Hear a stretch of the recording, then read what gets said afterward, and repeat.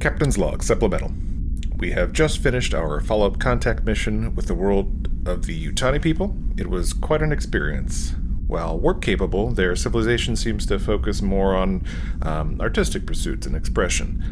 The most interesting part is how they speak. They don't just say words, they literally sing them. All of them. Every single word is melodious. It certainly put a strain on my voice being down there trying to communicate with them. It also makes for an interesting juxtaposition of words and tones.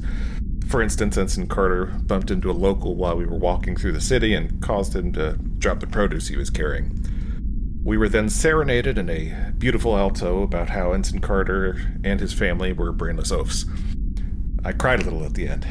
It was beautiful.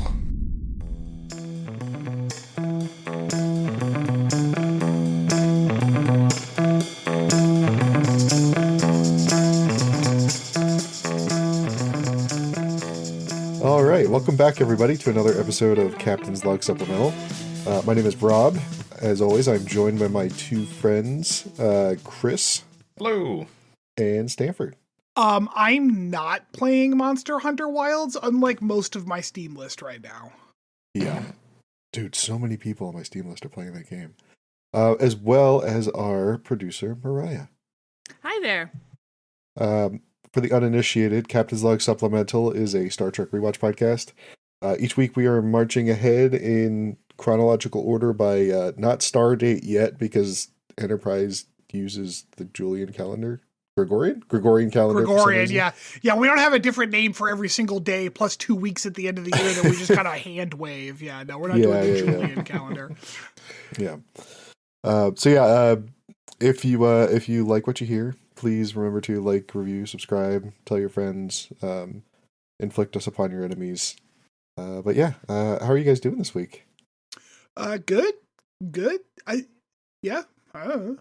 Yeah. Doing good. Mariah was supposed to be in Pittsburgh all week and leaving me home by myself, but then that trip got canceled, which was nice on my codependency side because, like, I was going to be lonely. But then my weekend ended up a lot busier than I was expecting. Oh, wait, is that why you and Amy were stargazing the other day? Yes, that's why she was here, yeah. Yeah, Amy and I. Instead, Amy came over. We were supposed to go to Pittsburgh. Instead, Amy came here. That's fun. We had a staycation. Nice. Ooh, we had Indian food on Friday. Fuck yeah. Did you buy this one or did you make it? I bought this one. That's why I had biryani for leftovers today. Yeah. Is it biryani or biryani? Biryani. I thought it was BRI, but I could be wrong. No, it's BIR. Well, what the fuck do I know? I'm not Indian. No. So I bought a game that Chris, I'm sorry you're too far away to play with us, but I want to play it with you and Mariah at some point, Stanford. This is a board game? And potentially Kelsey. Yeah, it's a board game. That Kelsey's gonna play? Fuck right off. That's not gonna happen. I think so. It's a cooperative game. Mm-hmm. It's called Marvel Champions, and it's supposed to be really fun. Basically, you can hear Mariah sneezing from the other room. Bless you, sweetie. You each pick a hero, and you go up against one of the supervillains from the Marvel franchise. And it's supposed to be a lot of fun. Oh, it's a card game. Yeah. Because when you said it, I'm like, it sounds like Marvel United, but it's not Marvel United. It's Marvel Champions. No. Okay. Yeah, Marvel Champions. And you think Kelsey's going to like this? Maybe. If she enjoys the gameplay enough, they have an expansion where you get to play either Groot or Rocket. So I'm banking on her enjoying it enough to make that worth purchasing.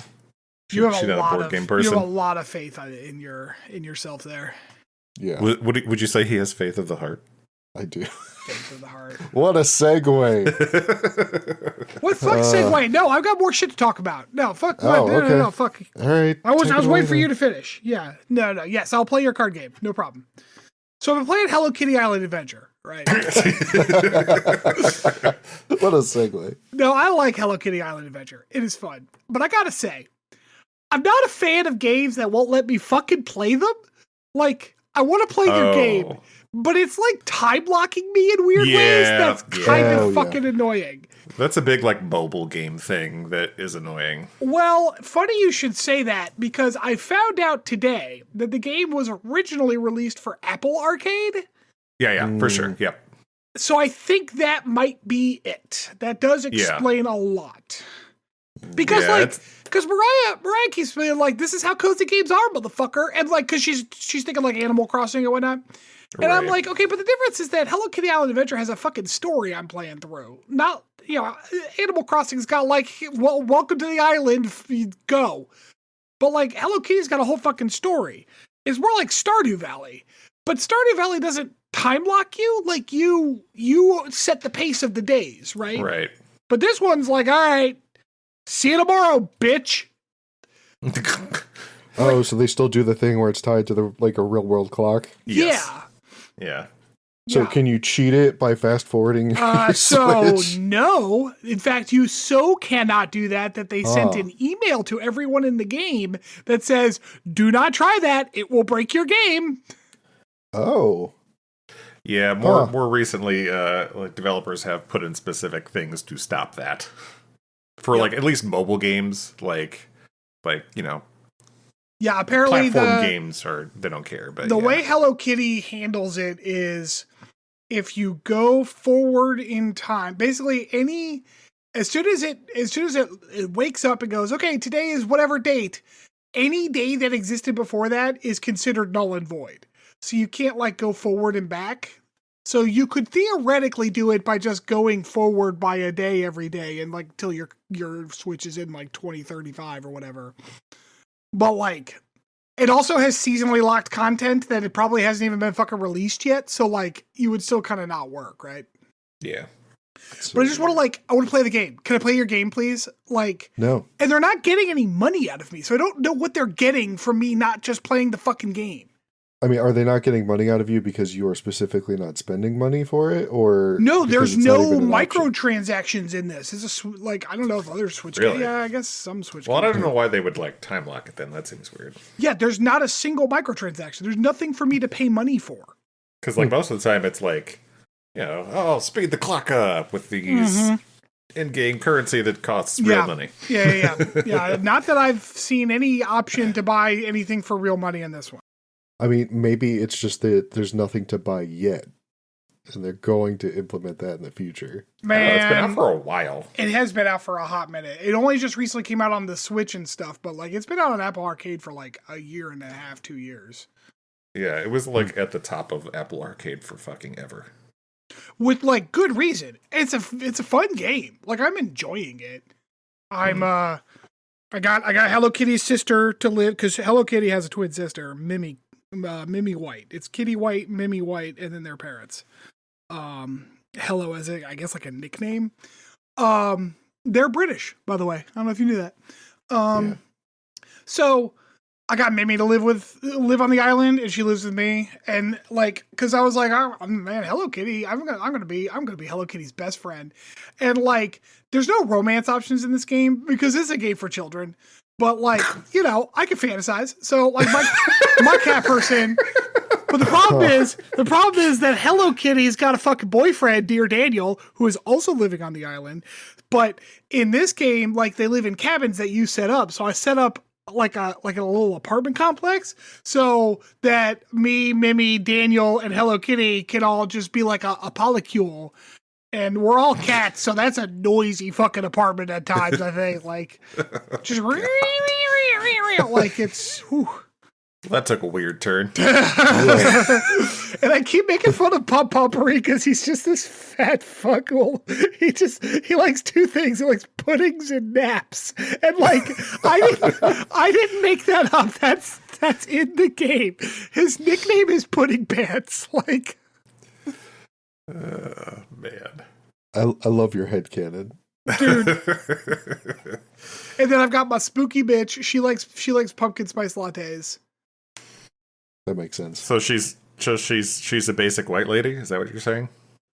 She's a spooky bitch. Her birthday is Halloween and she hangs out in the spooky swamp and is a spooky bitch. And then Mariah's favorite character is Karopi because Mariah likes frogs. Sure. But yeah, I was just complaining because I'm like, I'd like to go because like you get to this fucking magical garden, which is cool. There's like sakura and shit all over the place.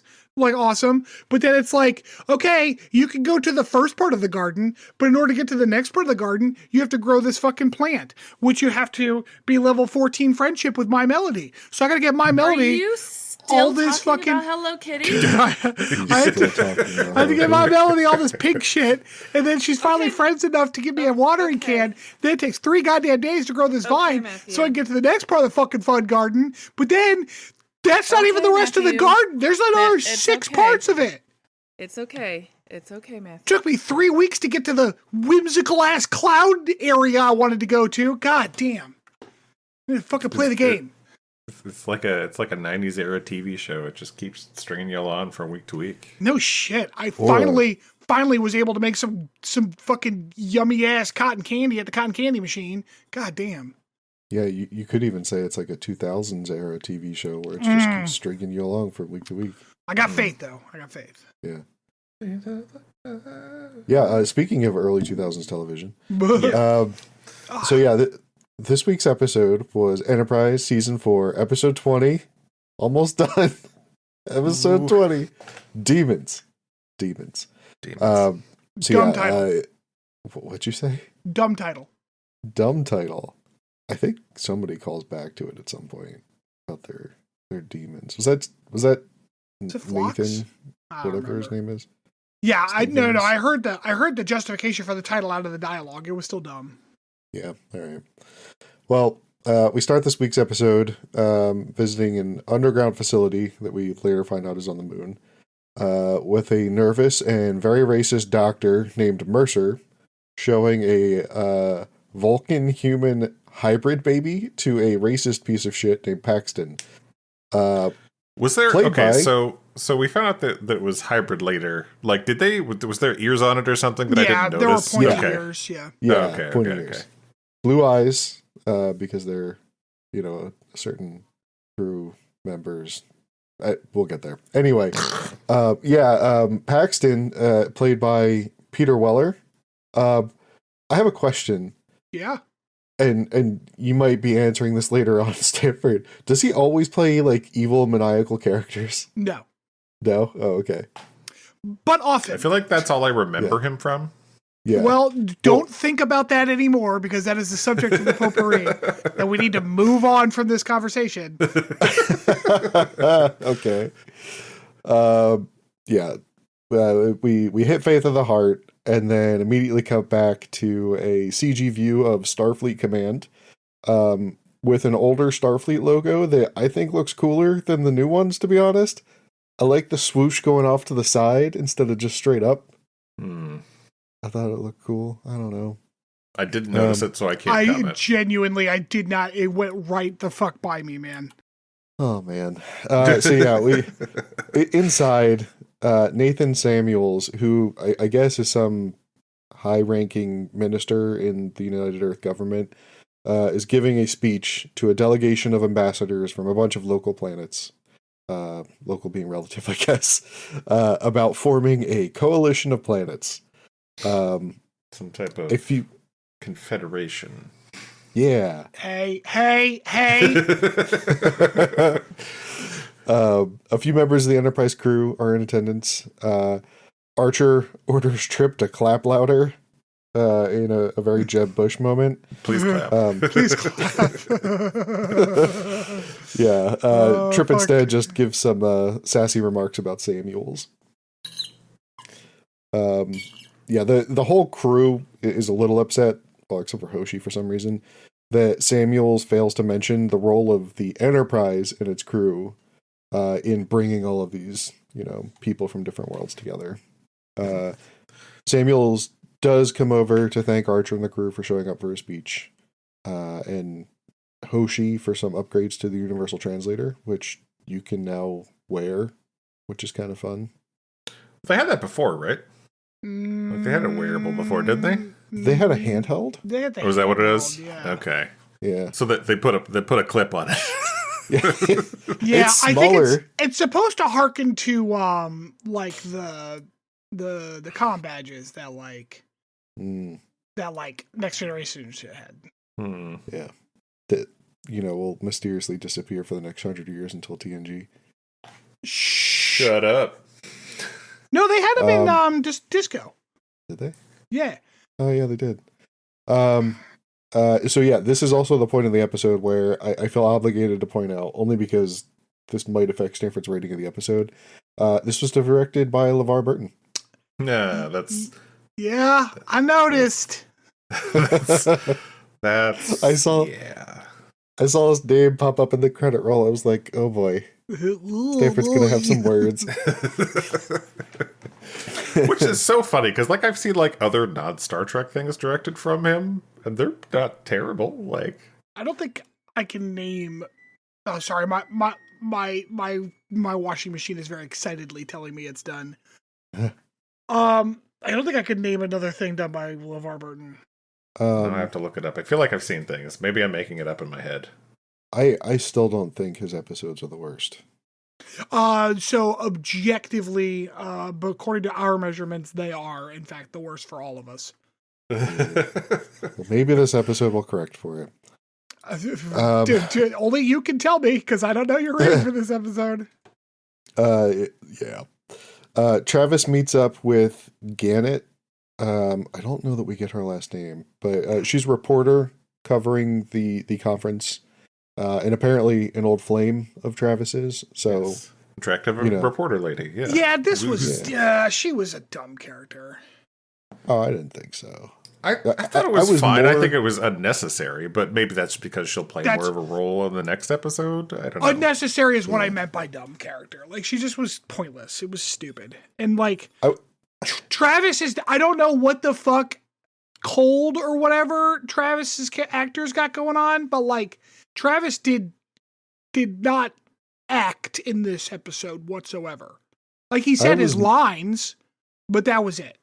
I was more annoyed that we're finally getting some character development for him, other than hey, I used to live on another spaceship. But 2 episodes before the end of the series. Are we though? Because the only character development is, he apparently had sex with a lady. We don't even learn anything about their relationship, how they met, when in their lives they were together. We just know they fucked. And then at the end we know that they both kind of broke it off together mutually because he wanted to leave the planet. Right. Well, we know when it happened because it was right before Enterprise, took off for its maiden voyage. How long were they together, Rob?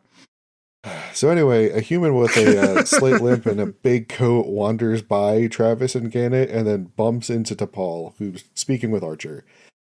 She tells a very confused T'Pol they're going to kill her and don't let them, before collapsing on the floor. This is about the time they realize that she's been shot by a face pistol, and Phlox cries out for a medical kit right as she goes into shock. Apparently she doesn't pull through, passes away under care with Starfleet Medical. Who shot her? Do we know?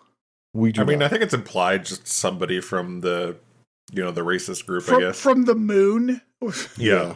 She made it all the way down. She got shot on the moon and made it all the way here to die in the last step. Yep. It's also, how did she get into this room? The president we already know is Starfleet. Here. Yeah, we've already established that Starfleet does not have good security protocols. Actually, was it Starfleet's fault that the embassy got bombed? I guess it would still be their fault. Kind of, yeah. They were running security on it. It was there. It's an Earth embassy, so yeah. Yeah. So for whatever reason, the crack forensics team of the Starship Enterprise decide to take investigating her death upon themselves, with Phlox's help, of course. Yeah, you know that if a crime is committed in any kind of proximity to someone who happens to work for a spaceship, it becomes their jurisdiction? Crazy. That's how law works. Yeah. It's like NCIS Star Trek. They identify a hair on this other person's body. No. She handed to Paul a vial of her hairs. Oh, yeah. The vial. Yeah. I missed that. That's the vial she handed. She had a lock of hair from the baby in this Gotcha. vial. Yeah. Well, they identify the hair as belonging to a Vulcan-human hybrid that is apparently the genetic offspring of Trip and T'Pol. Rob gonna give a shit for not looking at some fucking obscure ass logo in the background. He misses the whole vial of hair plot point. Dude, like, I swear, when I was watching the episode and she was wandering into the room, I thought she had a bomb. Like, I thought that's why she was limping, and she had this, like, cylinder in her hand. So I'm thinking, okay, that's like a dead man switch or something, right? And then she, like, dies on the floor. I'm like, oh, that's not what it was at all. And the vial just, like, completely disappeared from my memory. Yeah. Yeah. I'm annoyed that we don't get an explanation for how this baby happened in this episode at all. Yeah. Like, well, yeah. When so a woman and a man love each other. well, no, ma'am. Madam. In Chris's defense, they specifically said that's not how it happened. Although, I will say, I am surprised at the sheer shock every single person has. It's like, how did this baby come to be? T'Pol, have you ever been pregnant? No, I haven't been pregnant. Then what the hell? Whoa! Yes. Like, it's impossible for a baby to happen any other way. Like, what are you talking about? Like, we can already do that with today's science. Like, yeah, what? I also did have that thought during this episode. I'm like, why is everybody acting surprised just because she was never pregnant that there's a baby? Like, my question is, when did the contents get taken?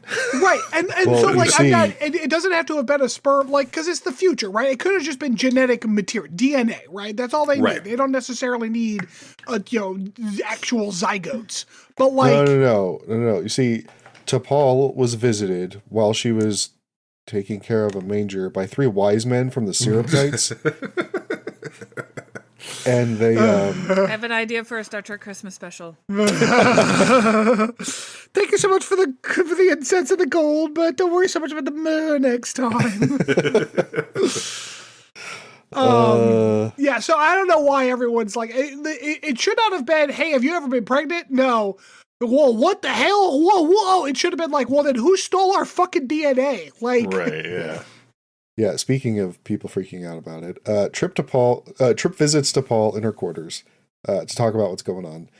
T'Pol, insists that she's never been pregnant. Trip still freaking the fuck out, as to Stanford's point. T'Pol says that she knows the Phlox is right, and somehow the kid is theirs, and that she just knows because she's Vulcan. Yeah. I'm tired of this plot device. Yeah, I'm like, tired what of the this fuck plot are we device. doing here? Like, this is like the 3rd or 4th time they've gone to this well in the last like 5 episodes. And it's pretty much like don't eat the pecan pie today. This chef actually didn't wash his hands, and it'll give you salmonella. Oh my god, how do you know? Because I'm Vulcan. Yeah.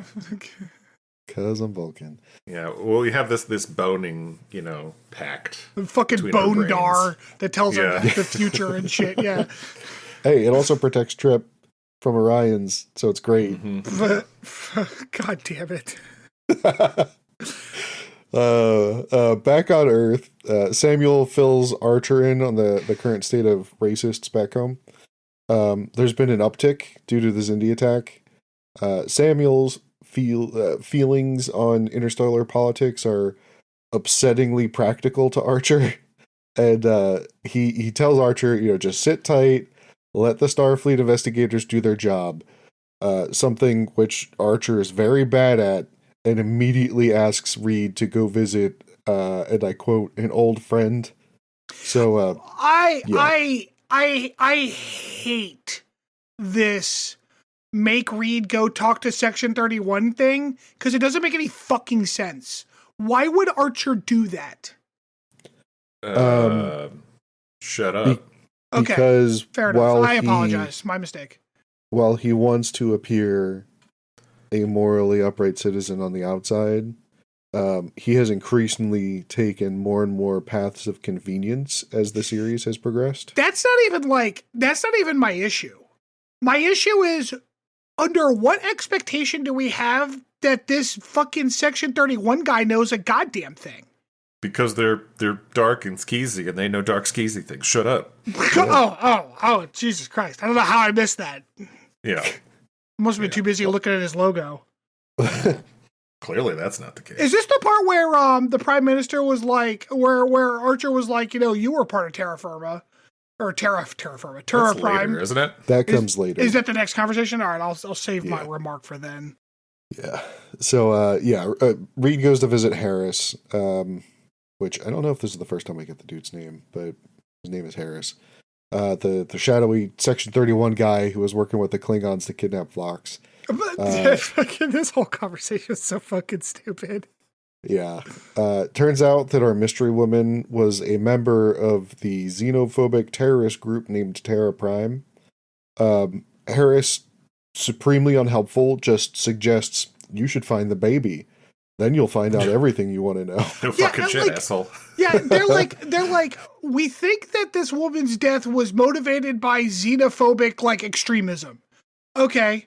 Well, let's go talk to our top secret super fucking connection. And that guy's like, hey, how about this one organization that is world renowned for being a xenophobic extremist organization? Yeah. Thanks, dude. It's like, we think this might be caused by radical, Islamic jihadists.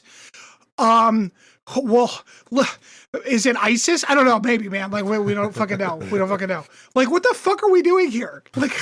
I don't understand this Steve, who do you think it is? This Harris point at fucking all. Why is he here?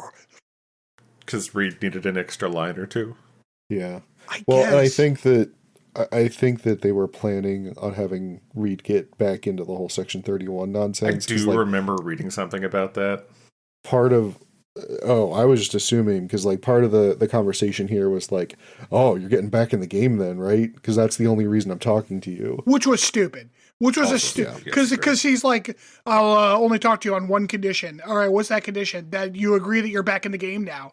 And Reed's like, all right, go ahead. Because it's he'll just say no when it happens. What the fuck are we doing here? Right. Yeah. We come back from break, and Paxton and Mercer are meeting in an office on the moon with a pretty cool view of Earth, although Earth is way too close for it to be real. Yeah, that's that's one of those things where it's because we as human beings remember that picture of Earth from the moon, but we don't realize quite how zoomed in that picture was. Yeah. It used a pretty impressive lens. The moon, the Earth is pretty small from the moon. It's bigger than the moon is from Earth, obviously, but it's still not a big part of the sky there. Right. No. They're in some sort of mining facility. They discuss how the mystery woman was recruited by Mercer, the doctor, and Paxton says that he hopes Mercer isn't getting attached to the baby. He then calls in his muscle and tells him to get a crew together to take care of a loose end. What? Why? We needed to show them killing the scientist guy to show that they're evil. That was their evil calling card. Chris. Yeah. Chris. It's LeVar Burton. He didn't write it. He just directed it. Yeah. But you know what? It's just got his oeuvre all over it. Oh my God. Samuels is meeting up with a Corridon ambassador about sanctions on the Orions. Not gonna lie, fucking metal face here looked pretty badass. I like that guy. He was extraordinarily reasonable for how vicious he looked. Well, I was thinking it was just cool to see an alien species that was I don't know, not just humans with different ears or something. Archer asks him for all of the evidence on the case. We find out that the woman's name was Susan Corey.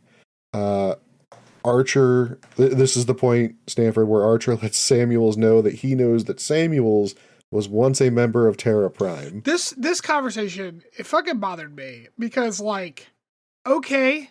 And the dude's yeah, I was 18. I was stupid. I'm better now. Or no, I was younger. I was a young person. I was stupid. And Archer's you were 18, implying you were an adult. Bitch, first of all, no, you aren't. Not at 18. So sorry to break it to any of our young listeners. You are not an adult until you're in your mid-20s. Second of all, like, this guy's in his, like, 50s at this point, Right. based on just a vague kind of look at the actor and stuff. So it's like, yeah, like, really, Archer? You're going to hold him to some shit that he said over 30 years ago? Like, what the fuck, man? I don't know. But of course, like, I know how Enterprise works. I'm sure this guy is actually still part of, he's still got the Terra Prime tattoo and still going to the meetings, and he's going to be, he's going to be the trader that's been working with Peter Weller the whole time. See, I'm thinking he actually is out, but I don't know. Yeah, we find out that Samuels' dad died in a freighter accident when he was a kid, and Samuels always blamed the Denobulan pilot. Like at this point, I feel like they just that, like, it's so funny because that's not correctly racist. Like, Denobulans aren't bad drivers. Now, if his dad had come down with chlamydia, you blame the Denobulans for that. Because of their healthy sex lives, I see what you're saying. Yeah. It was a good joke. I'm really proud of that. So yeah, Samuels acquiesces and says he'll get Archer the case files because I guess we're blackmailing politicians now. Yeah, that's what we do. Yeah.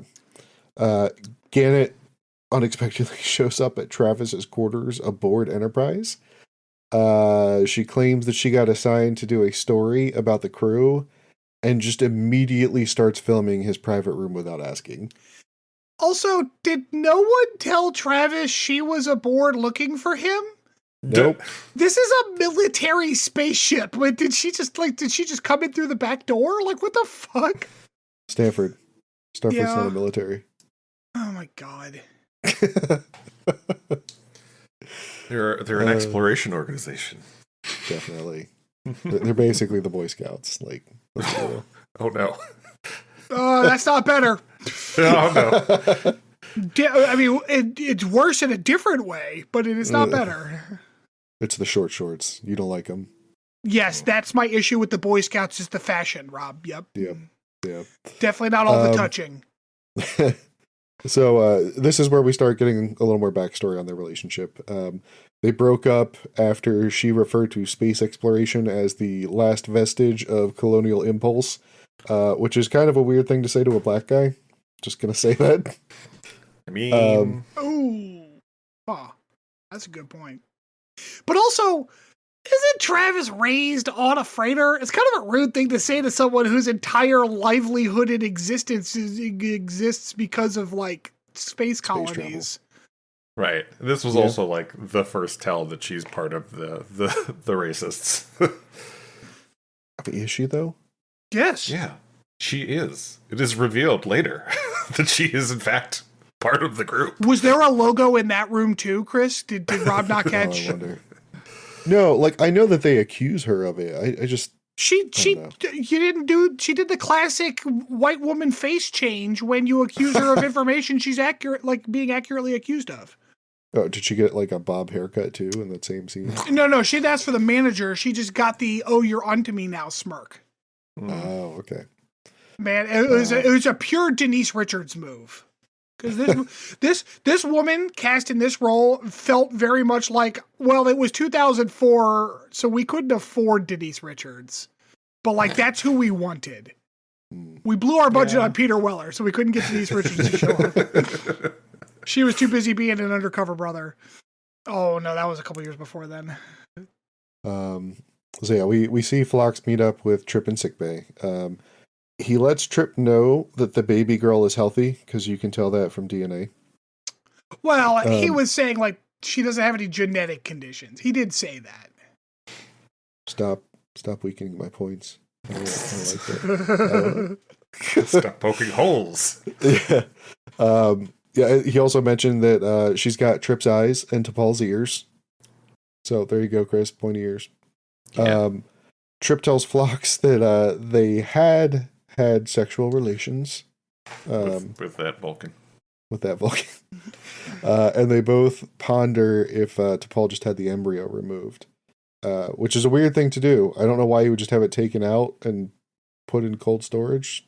That's weird, but I guess it's a thing that maybe Vulcans do. I don't know. Flock suggests that he keep any theories to himself for now, though, because I guess you don't want to talk with the lady about that. This was a weird conversation. Yeah. I don't know why they're being so cagey about all of this. Once again, this goes back to the point where it's like they're still like playing the guessing game as to like how this happened, when it's like the easiest reason that this happened is this just, DNA was taken. But also it doesn't matter for this part of the story, so like let it go. Yeah. That's true. They not only do they like keep talking about it, but they also never explain it. So like, right. what are we doing? I assume at the end, Peter Weller, in his moment of triumph, will monologue about how he stole the DNA and whatnot. But like right now, it doesn't matter. Like let's move on. Like it's fine. Yeah. Keep going. Yeah. Yeah. So we then cut to Paxton as he listens to his favorite podcast. The Joe Rogan experience. No, I'm sorry. It's a tyrannical racist authoritarian from World War III named Colonel Green. Hey, no one ever talks about how he euthanized a bunch of radiation people to save the human race from a thing that isn't caused by radiation. Was he racist or was he just a genocidist? Is that... Yeah, I mean, listen, we're just asking questions here, right? Like, we just want to make sure we... I don't think, can you be a non-racist genocide? Like that's what genocide means, right? I suppose, but it's like, I guess he's just he's just sparkling mass murderer at that point. If he's not from the genocide region of France, that's true. That's true. I think genocide is specifically targeting ethnicities, not necessarily races. So just mass murderer then. Genotype. But like, because it's really, he was targeting like those affected by radiation or something, right? Yeah, so, he was because according to Peter Weller's little speech about this guy's speech, he killed a bunch of humans that had radiation sickness from the war because he didn't want their radiation sickness to be passed out through genes, even though that's not how radiation sickness works. Nope. Nope. They would probably just not have kids. I mean, yeah. If you're sick enough to fuck your kids, like your sperm up, it's because they don't work no more, not because you're gonna have genetically inferior children. Yeah, nope, just a mass murderer. Yeah. Which, I mean, the ignorance really does track with that, the type of person to suggest something like that. So, yeah. Peter Weller is just basically a bad person, I think is what we're trying to say. And I mean that as the actor. I don't know anything about Peter Weller. It was very much but the Nazis actually did good things. So, but we all like Volkswagen. Like, I don't know. So yeah, his muscle... Swarovski makes beautiful crystal now. And how else would we have gotten to the moon? Yeah, pretty much. Yeah, Grieve shows up, passes off a status report on the baby after he finishes, licking Paxton's boots thoroughly and then leaves the room. Paxton, we see him shoot up with some green medical juice right before the I forgot about that. That was completely irrelevant. At least to this episode. Yeah, it comes back next week. I assume it does, but nah. Yeah. Back aboard Enterprise, Travis finally gives Gannett her interview and tour of Enterprise. He lets her into Shuttle Pod 1 after she asks which one... And she lets him into Shuttle Pod 2. Yeah. Did you hear what the question she asked him, though? She's like, which one penetrated the sphere? Yeah, right. Come on. No, that is a perfectly normal way that humans talk. I don't understand. Which shuttle pod penetrated the sphere with its big, hard bow? Inside of Shuttle Pod 1, Travis laments how the transporter is reducing the need for shuttle pods. Apparently, he believes that it's not fun because there's no skill in it, which is an interesting take, I guess. They start talking about their past together. He's like, I'm going to have even less screen time if we don't use shuttle pods no more. Yeah, They start reminiscing about their past together and then immediately begin making out. Oh, then they bone. They bone Yeah. so hard. Which, I mean, they're both very attractive, so sure, I guess. Why not? Oh yeah. They're like two attractive actors on screen in a car in a cargo hold. So like, I'm surprised they didn't do like the steamed up shuttle pod window with the hand. Little hand slaps there in the middle of the scene. Back in the ready room, senior staff are discussing some new evidence in the case. Phlox has found some high levels of a medicine that is only used by people who frequent zero-G environments. Well, zero and low G. Oh, that's right. Low gravity as well. Yeah, because it was kind of clever because they're like, because I was like, why wouldn't they just use mining? Or why wouldn't they just use gravity? But like the way gravity works in Star Trek is gravity plating. So it actually does kind of make sense that they don't have it in the mines because like they're walking on rock and shit. They're not walking on, deck plating.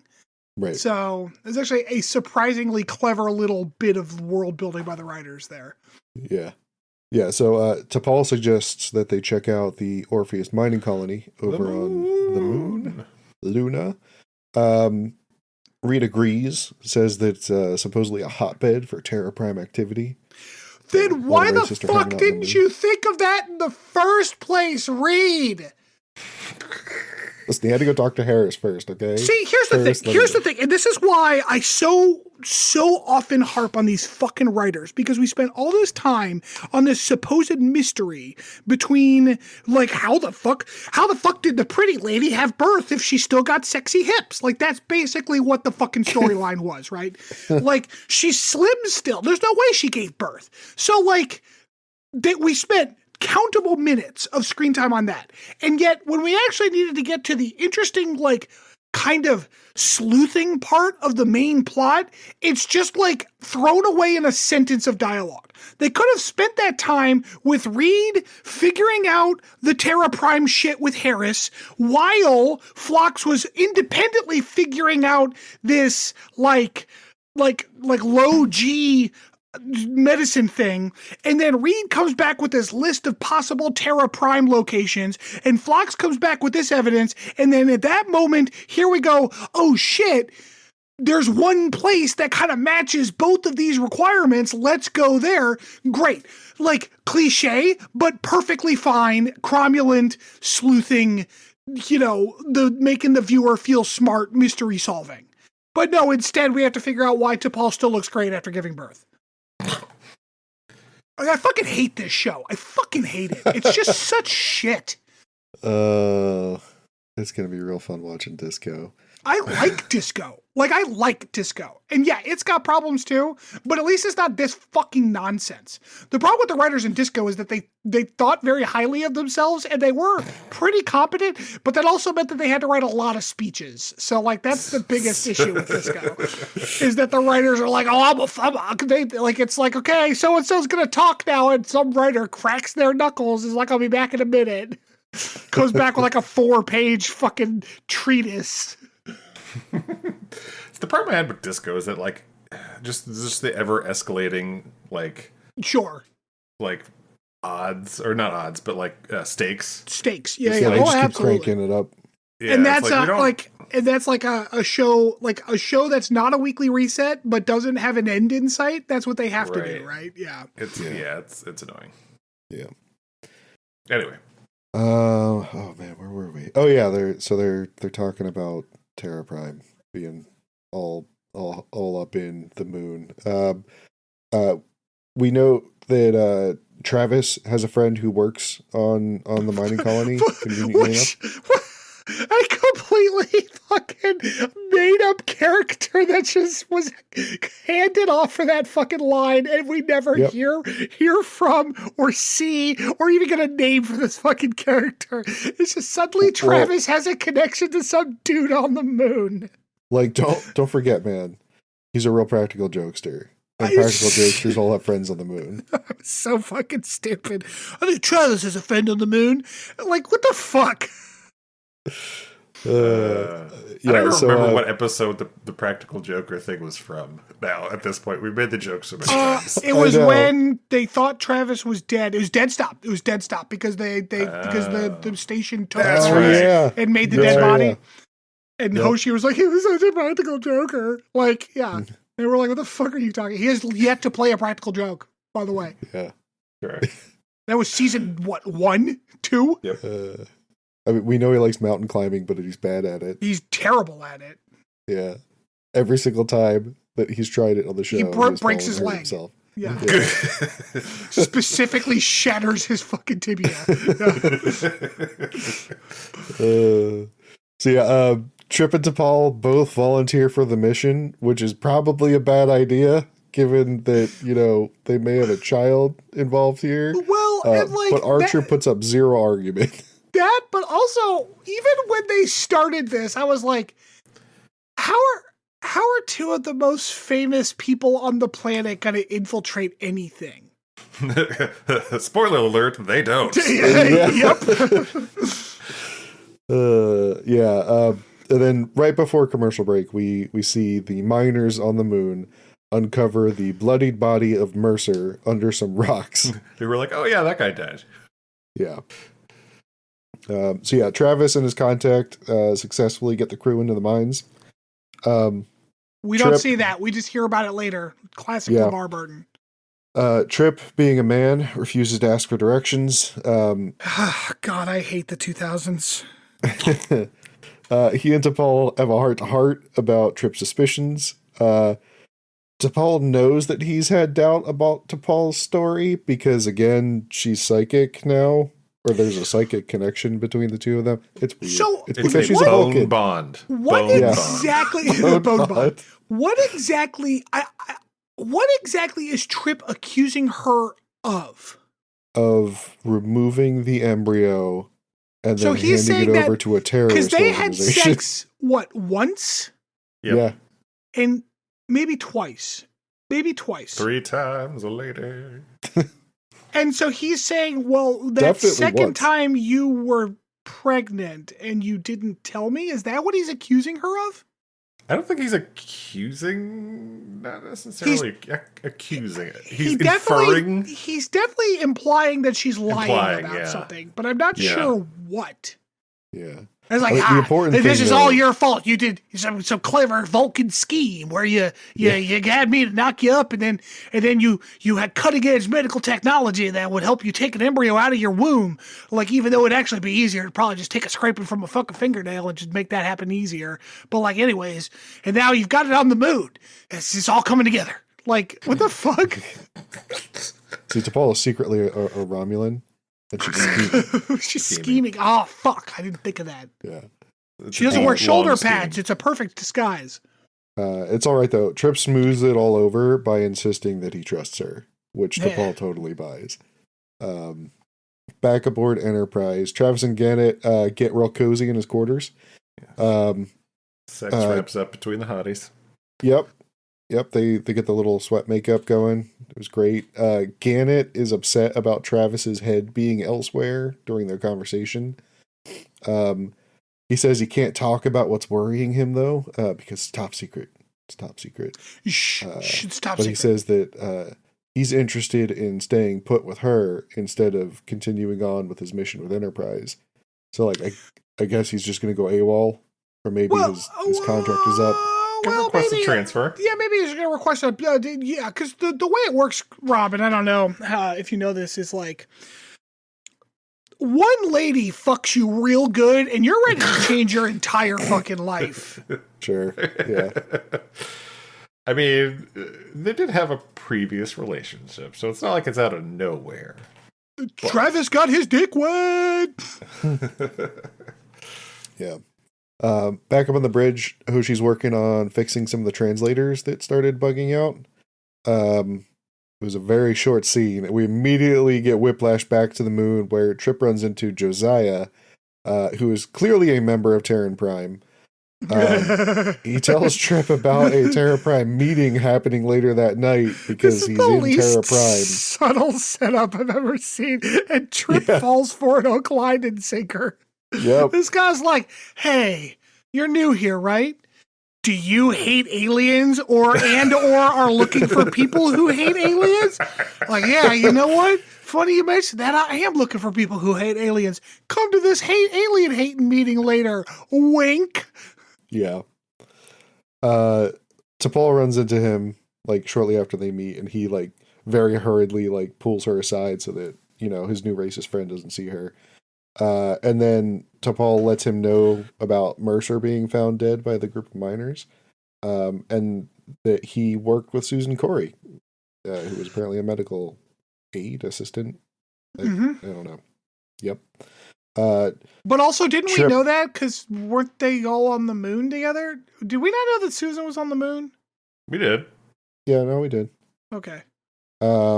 Trip then attends the Terra Prime meeting, top secret, while T'Pol gets shot by Greaves. Pew! Yeah. Josiah gives a talk about undocumented aliens that rings way too real with today's politics.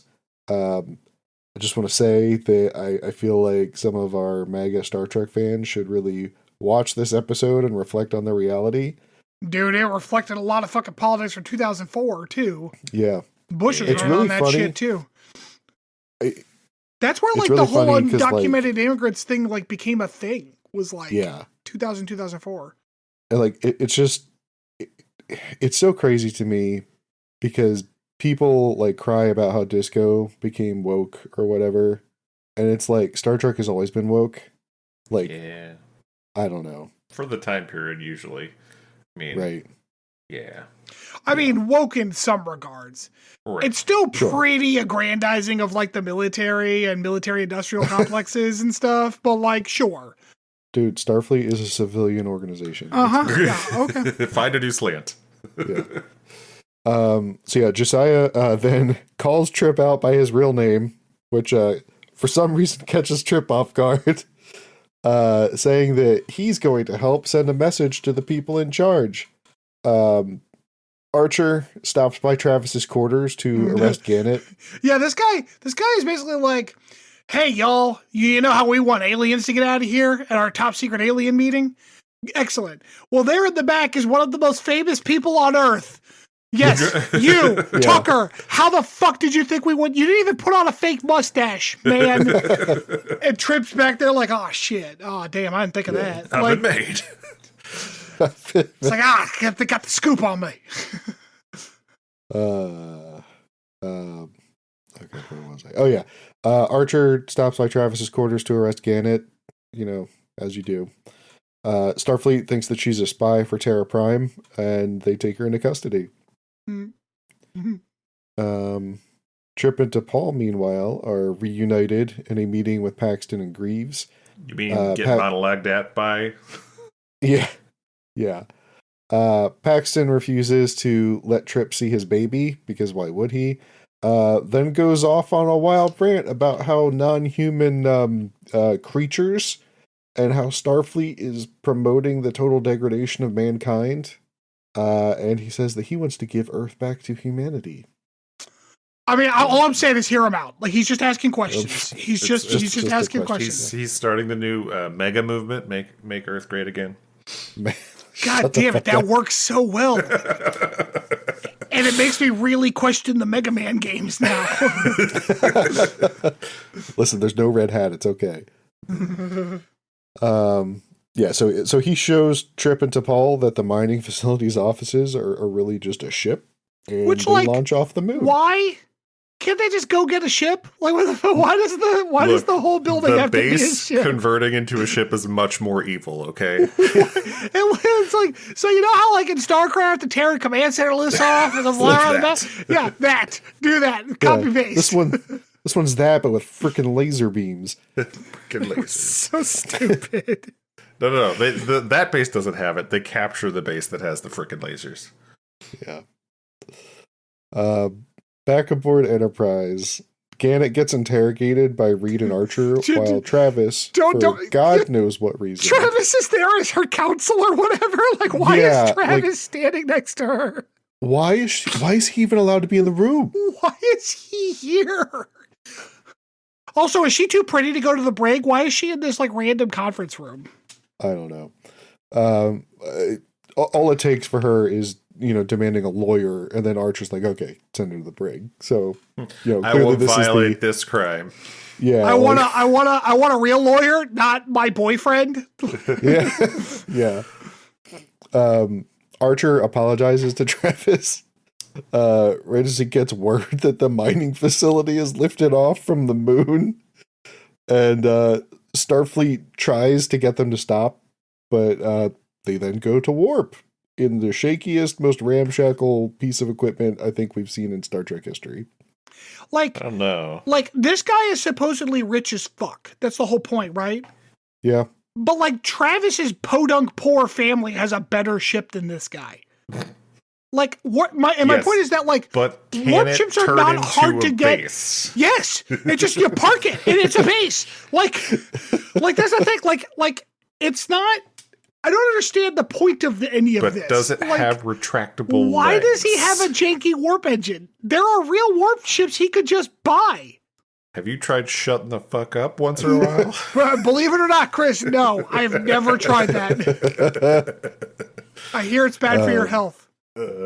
So the mining facility / starship drops out of warp right above Mars, and then proceeds to land on the planet, which, like, good on these engineers. That was fine. Yeah, whatever. The stupid hacking claw or whatever the fuck that thing was that came out of the side of it. It's the hacking grappler, man. Yeah. See, way more better than a tractor beam. I told you.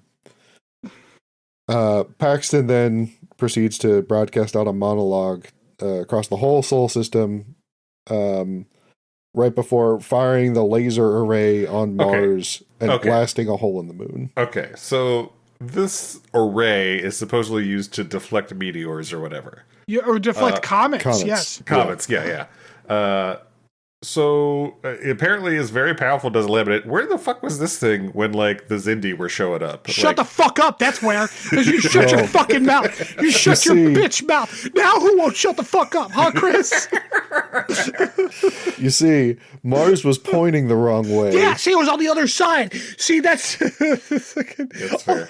Also, like, it wasn't just like a regular Star Trek laser. It was like a wubba wubba wubba, like 50s era, like fucking wavy ass laser for some reason. Yeah.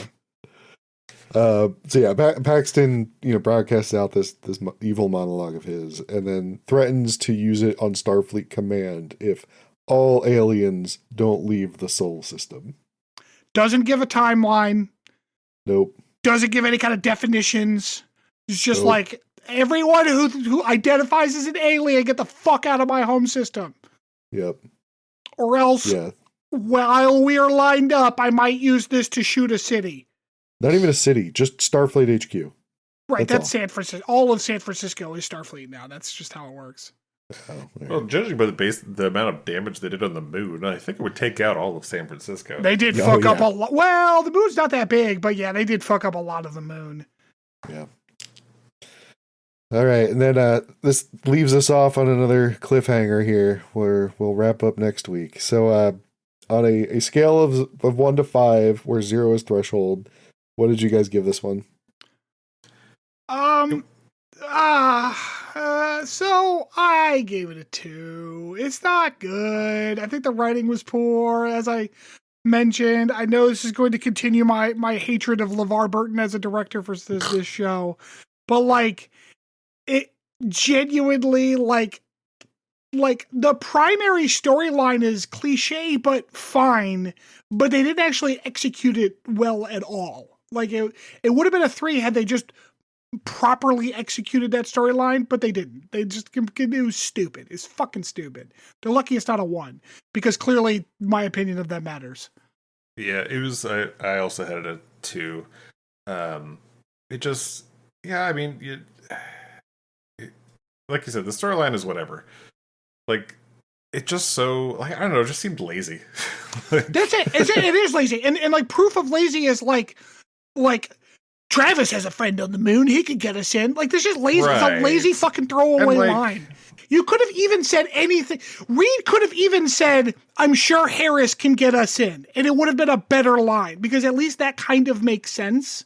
And the Not bad just, guys like- are cartoonish in their evilness. Yeah. Like, like it's a 2. I gave it a 3. Yeah, I thought I it know was. you did. I didn't think it was all that bad. Rob's like, I love a actually- laser that's all wavy. Yeah, I do. We need more wobbles. Skrillex. Yeah, is good like- for that. I honestly, like, I was debating giving this one a 4, but just all of the like looking back at all the logic and reasoning and the writing, it just it's a 3. IMDb gave it a 4. There you go. All right. Boo. Well, we're gonna take a little break here, and we'll be back for this week's deep dive. Your brother fucking necromanting like a 3-week-old comment in Discord. What the fuck? It's like he took a look through and Hold caught up. on. Eric, what the fuck are you doing, man? Like, you listen to us. Like, dude, it's 3 weeks. I mean, okay, so two weeks. 2.5. Oh, I guess it's February. That's right. It is February is a February, short month. Okay, so yeah, 2. I'll give him 2 weeks. Still, it was the 16th, and today is what, the 2nd? Yeah. Look, he's doing his best. Okay, he's planning his wedding and shit. Leave him alone. Yeah. I'm just glad we have a listener. Not for long. Did you hear me just insult the shit out of him? We're on the break right now. It's fine. Love you, Eric. Happy marriage.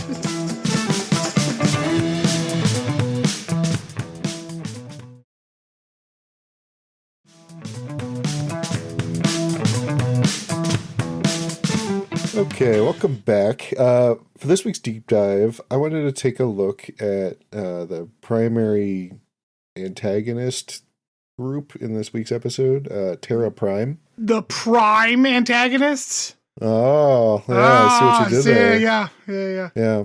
Yeah. So we know that Terra Prime are a xenophobic terrorist group that want to see all aliens removed from the Sol system. Right? Sir, they are just asking questions. Yeah. Definitely not going to murder people. Their high-ranking members subscribe to the philosophies of a Colonel Philip Green. He is a historic, like in-universe, that is, historic figure from World War III era Earth, who had a penchant for red wedding his opponents during diplomatic meetings. Where did this information come from? So apparently there was an Easter egg about him in the second part of In a Mirror Darkly. You remember when Archer and Hoshi were in his quarters and they were looking through like the database? So yeah. right before they started getting sweaty together. Yep. They see some notes about World War III, and that was one of the interesting notes in there. Apparently he liked ambushing his opponents during treaty meetings. Interesting. Yeah, we also find out that during World War III, he was a member of an eco-terrorism group that killed over 37 million people. He wanted to create a quote-unquote pure humanity and led a campaign to euthanize hundreds of thousands of people suffering from radiation damage due to the nuclear conflicts of World War III. That's not how radiation works. Nope. But like, to be fair, this guy's not a scientist, so like, what does he know? Yeah, like, Nope. I don't know if you guys know this or not, but Green was also featured in an episode of the original series. Didn't know that. Yeah. Was it in the Ponfar episode? No. Was it It in was the in the Khan Savage- episode? These are the No. only two he's seen. Was it in the pilot? No. Then I haven't It was- seen it. It was in an episode called The Savage Curtain, where a group of aliens kind of like explore the definition of human morality. There's a lot of like, Okay, it feels I very guess- Q, so guess I'm sure you're going to love it. I understand it's the 60s, Yeah. but like, are all of their titles that on the nose? Dude, Because like, there's the Naked Time and like, dude, Star Trek episode or romance novel. Yeah, but like there's a difference between being like poetic and being like here's the whole plot. It's like the title. Is it Friends that has the title episodes, or it's like the one with, where yeah. It's like it's the one where there's a douchebag. Yeah. I mean that's all Friends episodes, but I mean like in Star Trek. Yeah. We find out from an offhanded comment from Reed during the episode that this group has been around for a while. They made a small fuss about Enterprise's launch, but nobody really thought much of it because at that point they were still just like a fringe group. They didn't, own a mining colony or anything like that. They gained popularity due to the Zindi incident, which I guess makes sense. Getting part of your planet blasted by aliens will probably make people nervous about aliens. Paxton, who inherited the Orpheus mining complex from his father, almost like an emerald mine, also took over Terra Prime as the chief administrator shortly before the goings-on of this episode. He's the one who ordered the cloning of T'Pol and Trip's baby to fabricate evidence of the pollution of the human genome in a bid to show that humanity would be erased. Boat raced. Just like Republicans say about white people in our country. I don't know. It's just weird to me. It always seems like the astroturfing and fabrication of truth that like groups like these use is just, it's crazy because they're the ones that always say like, hey, these people are, doing false flag operations or whatever, when they're the ones doing the false flag operations. Yeah. Projection is a vital component. Yeah, for sure. Yeah. Anyway, that's what we know about Terra Prime so far. All right. Well, shit. Relatively short this week. We're going to take another break and come back for some Potpourri.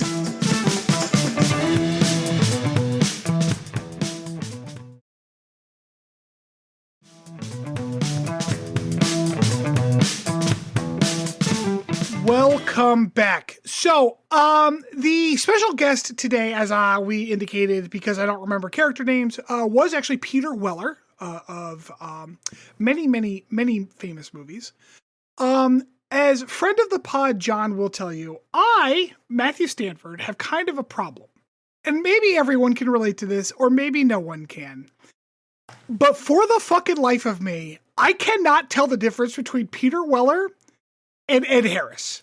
They look the fucking same to me. And it's gotten worse as they've gotten older, because they just kind of look like white guys with big lips. Okay, I just want to point out that I typed in Ed Harris versus, and the first thing that came up was Peter Weller. Yeah. Probably from me Googling it so many goddamn times. I need you to make sure you close that window, though, because we're about to play a game called, is it Peter Weller or is it Ed Harris? See, I thought you were going to say Walter Goggins. So I don't know who that is, so I'm going to ignore that statement. He's the guy from the Fallout TV series. He plays. He's got kind of sharper features that I can tell him no problem. He holds his face in a different way.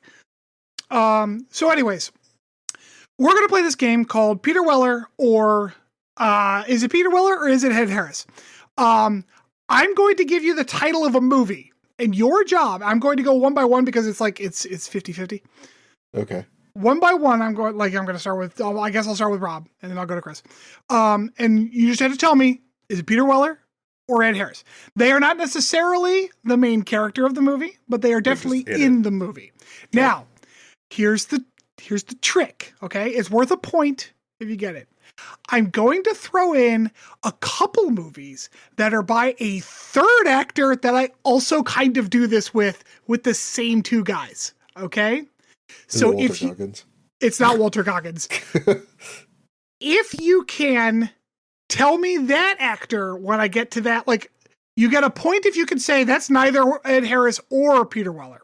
You get a second bonus point if you can tell me who the actor is. Okay. Does that make sense? Yes. Chris, did that make sense? Yes, it does. Okay. Sorry, we lost you. I think I bumped my mic. Okay. Mariah, can you keep score? Because I got like 3 windows going on over here. Okay. All right. So, Rob, we're going to start with you. 1987 RoboCop. Oh, Peter Weller. Good. Damn it. That's like the one I knew for sure. All right, and we are going in kind of a temporal order because that's how IMDb is phrase. I should give both of you a gimme. Chris, 1990 RoboCop 2. Ed Harris? No, that one was also Peter Weller. It was a fucking gimme, man. I never saw RoboCop 2, so I thought you were trying to trick me. Oh no, that was why I said it. I should start you both with a gimme. Yeah, that was. I mean, it's Peter Weller. It's definitely Peter Weller. Shut up. That was a gimme. Yeah. So okay. So we're all even out now. All right, Rob. Here we go. 1989, The Abyss. Wait, am I giving him that point or not? Yes, they can both have a point. Okay. I need to get Chris in the head. I need to get Chris's head in the game here. The Abyss. I have no idea. Ed Harris. That is correct. It is Ed Harris. Yes. Because it's a 50-50-ish. This does not. All right. Chris, Naked Lunch. Jesus Christ, I've never even heard of this. So I'm sure you haven't. Peter Weller? I don't know. That's right. Yeah, good job. Yeah. The fuck is the Naked Lunch about? It's based on an Edgar Rice Burroughs book. Edgar Burroughs. William S. Burroughs. That's his, not Edgar Rice Burroughs. William S. Burroughs. It's a weird ass science fiction book. That was in there more for John, because I believe he's actually seen that. Okay. Rob, The Rock, featuring Sean Connery. Oh god, I can think of the character. No, I'm screwing it up in my head. I know. See, that's correct. Yeah, yes. I knew that one. Chris, The Truman Show. Oh, that's Ed Harris. That is also Ed Harris. Good job. Yeah, that one I also knew. Okay, I know a few of these. I don't feel so bad. Dude, I haven't seen The Truman Show in so long. What character does he play in that movie? He plays the big producer guy right? up at the top. Oh, yeah. Okay. Rob, Stepmom. I don't even know what movie this is. Late 90s, kind of a, I don't know, rom-com's the right word. No, because it's not really a romance. It's almost like a more serious version of like Mrs. Doubtfire. This movie repopularized There Ain't No Mountain High Enough because the trailer played it fucking nonstop. Okay. I don't know. Pete Weller? Incorrect. That one is also Ed Harris. What are we on? Chris? Yep. Prey. I have not seen it. I'm going to say Peter Weller. Yep, that's correct. Oh, sweet. Okay. Rob. Spider-Man Homecoming. Peter Weller? No, I'm sorry. That is our mystery third actor. Oh, shit. I'm trying to think of who Chris. looks like that in that movie. I have a guess. No. You have to keep it to yourself because knowing the name is an extra point. Oh my god. You could message me privately, honey. Chris, back to you. A Beautiful Mind, but not Russell Crowe's character. Yeah, I knew Russell Crowe's in that one. Ed Harris. That is correct. Nice. Rob, Star Trek Into Darkness. Oh, Peter Weller. That was the other movie I knew he was in. Yep. Chris, RoboCop 2014. Oh, Jesus Christ. Another movie I haven't seen. Fuck. I don't know. Peter Weller? Or is this a trick question? Of course it is. That is our mystery third actor. What's our score at, babe? Because I got a couple more, but I don't want to. You told her to let me win. It's tied, I think. Is it really? Oh, okay. What are we on, Rob? Yeah. Was I supposed to keep track of that too? No. I got him. They can keep track of that. Rob, Apollo 13. Ed Harris. Good. Wait, who did I start with? I started with Rob, so Yeah. I gotta do another question for Chris. Yep.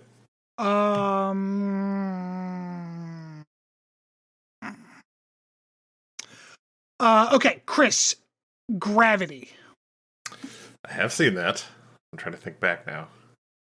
Oh, I'm sorry. He's only a voice in that one. Let me give you a different movie. Oh, okay. Because that's not fair. Let's go with Top Gun Maverick, the newer Top Gun movie.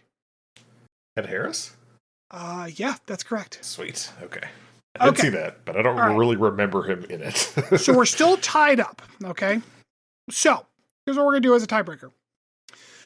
Either you can give me the name of the mystery actor, and I will let you win. First one to do it. Or, guess... So Ed Harris has been in more movies than Peter Weller. The person who can give me the number of movies that Ed Harris is credited in on IMDb, closest, not Price is Right rules, just closest number, I will let them be the winner. Mariah, this is your opportunity to win. I think that I know who the person is. Shout it out, man. Michael Keaton. That is correct. It is Michael Keaton. Yes. That's what I was like. Kidding? You mix them up with Michael Keaton. Does not look like Michael Keaton at all. I didn't say they look like him. I said I mixed them up. I didn't say it was because I'm some kind of genius. How do you mix them up? I don't know. Something about how they carry themselves, and they're like balding white guys. Like for some reason Michael Keaton also, but like Michael Keaton also like when he's Beetlejuice and like Batman and shit, it's not. It's just when he's like in his later stuff, I'm just like, oh fuck. Yeah. So all right, well, Rob will take it then with the Michael Keaton. I won trivia. Do you want to know how many? Like, do you want to guess how many movies? 70. For you said for Ed Harris. Ed Harris, he has more than Peter Weller. How many was Ed Harris in on IMDb? 104. Oh, actually, Rob won anyways. It is 89. Okay. Oh, so nicely done, Rob. All right. Yeah, so that was, is that Peter Weller or is it Ed Harris? You know, it's funny, babe. I know you've had this conversation before, especially with John, and I just black it out because I'm like, I don't know who these people are. But now that I've looked them up, I'm like, I can't tell them apart. Yeah. Like Peter Weller and Ed Harris, like I definitely see the comparison. That makes sense. The Michael Keaton one is totally out of left field for me. Yeah, that's why it was a fun little throw. I also just like the fact that Michael Keaton happened to be in the newer RoboCop. Like that was a nice little fun thing. Who's the guy in Waterworld?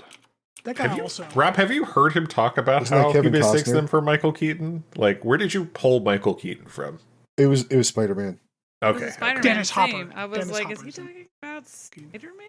Talking about Michael Keaton and Yeah, Michael Keaton as Vulture in Spider-Man was the first time I'm like, is that guy from Star Trek? But it wasn't because, all right, fun. Yeah, so that game was dedicated to John, and how stupid and shitty I am at identifying balding old white guys. That'll do us for this evening. Thank you so much for watching. We got 2 more episodes left of this show, and then a wrap up. So we're we're almost there, Stanford. As we say at the top of the bottom, you can, if you would give us a rate, give us a review, we would be very much appreciative of that. 5 stars, if you please. We are 5-star people. Otherwise, on behalf of all of us, we will see you next week. Bye-bye.